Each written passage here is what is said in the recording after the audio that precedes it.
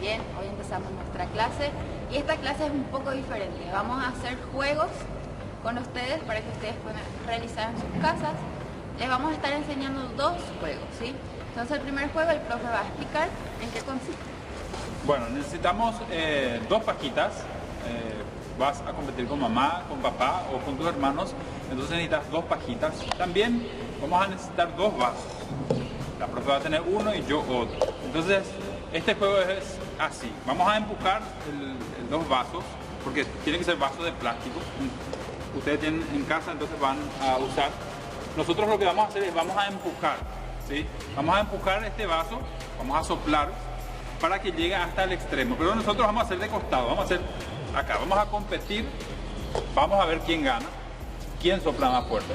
Entonces vamos a hacer una competencia. Vos podés hacer con mamá, con papá, así como dije hace rato. Vamos a competir.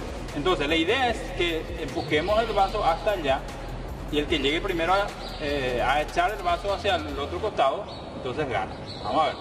Vamos a contar. 1, 2 y 3. Bien. Ok, gané este juego. Vamos a ver después, la próxima podemos hacer varias veces estos juegos.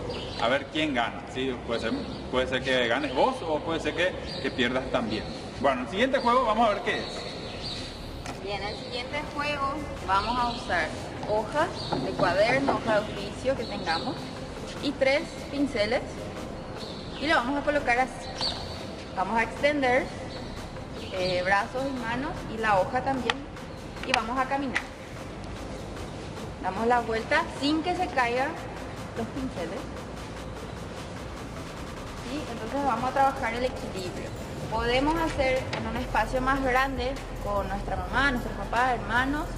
Quien llega primero a un lugar, determinamos la salida y llegada y vemos quién gana, ¿sí? Entonces van a competir también sin que se caigan los pinceles. Vamos a trabajar motricidad fina y equilibrio también, ¿sí? Entonces este es el siguiente juego que pueden realizar en sus casas con cosas muy fáciles y cosas que ustedes tienen, ¿sí?